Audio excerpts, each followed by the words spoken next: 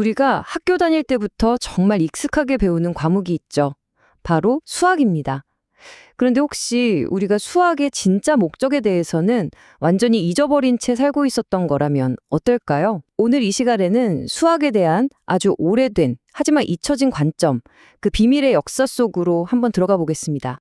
자, 그래서 여기서 한번 질문들 던져볼게요. 기하학, 대체 왜 배우는 걸까요? 무엇을 위해 존재하는 걸까요? 아마 지금 머릿속에 몇 가지의 답이 떠오르실 텐데 우리가 보통 생각하는 것들부터 한번 볼까요? 네, 아마 대부분 이런 거 생각하셨을 거예요. 그쵸?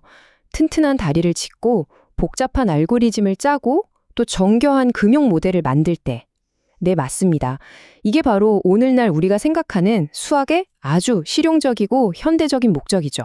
하지만요, 지금으로부터 한 200년도 더 전에 토머스 테일러라는 사람은 전혀 다른 이야기를 합니다. 그가 뭐라고 했냐면 수학은 진정한 신학으로 가는 통로이자 신성의 현관이라고 했어요.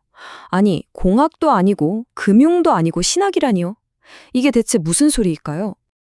이 놀라운 한마디가요, 사실은 지식의 목적이 과연 무엇인가를 두고 벌어졌던 거대한 철학적 전쟁, 그 한복판에서 나온 거거든요. 바로 고대 철학과 근대 철학의 정면 대결이었죠. 이 두 세계관은 시작부터가 완전히 달랐습니다. 테일러가 보기에 피타고라스나 플라톤 같은 고대 철학자들은 세상의 근본적인 원인, 즉 왜를 물었어요. 그리고 영혼을 더 높은 곳으로 이끄는 것, 지혜나 미덕 같은 걸 최고로 쳤죠. 반면에 베이컨이나 루크 같은 근대 철학자들은 눈에 보이는 결과에 집중했어요.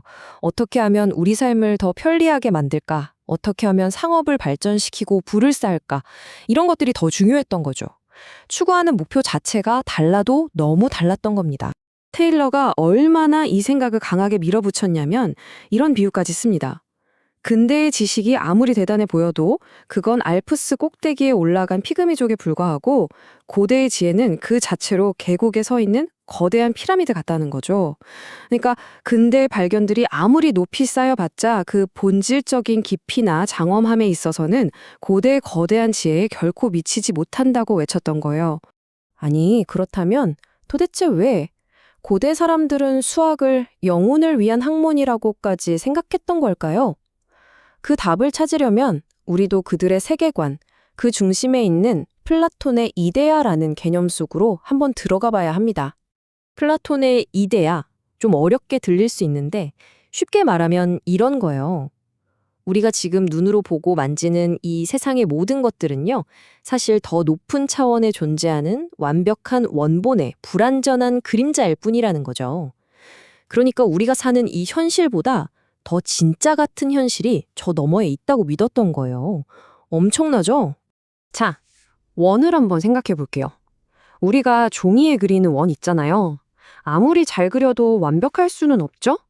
자세히 보면 삐뚤빼뚤하고 언제든 지울 수도 있고요. 이게 바로 현실 세계의 불완전한 복제품입니다. 하지만 우리 머릿속에 있는 원이라는 개념 그 자체는 어떻죠? 그건 완벽하고 영원하고 순수하잖아요? 그게 바로 원의 이데아인 거죠. 바로 이겁니다. 고대인들에게 기하학은 이 불완전한 현실을 넘어서 저 완벽한 이데아의 세계를 엿볼 수 있게 해주는 유일한 창문 같은 거였어요. 자, 이제 좀 그림이 그려지시나요? 이렇게 보니까 수학이 완전히 달라 보이죠? 이건 단순히 계산을 위한 도구가 아니라 뭐랄까 정신을 위한 헬스, 그런 느낌이 되는 거예요. 그러니까 정리하자면 이렇습니다. 고대인들한테 수학은 첫째, 영혼을 위한 운동이었고요. 둘째, 눈에 보이지 않는 영원한 패턴과 진리를 찾아가는 과정이었어요. 그리고 이걸 통해서 물질 세계에 갇히면서 부러져버린 영혼의 날개를 다시 고칠 수 있다고 믿었죠. 결국 정신이 이 물질 세계 너머를 볼 수 있도록 훈련시키는 그런 신성한 학문이었던 겁니다. 결국 이 모든 이야기의 핵심은 고대인들에게 수학은 현실의 문제를 푸는 기술이 아니었다는 겁니다. 오히려 영혼을 갈고 닦아서 더 높은 진리의 세계를 바라보게 하는 거의 종교적인 수련에 가까웠던 거죠. 어떠세요? 이렇게 보니까 우리가 알던 수학이랑은 정말 다르지 않나요? 만약에 말이죠, 수학이 이 세상에 대한 답을 찾는 것만이 아니라면 혹시 수학은 우리 자신에게 어떤 근본적인 질문을 던지고 있는 건 아닐까요?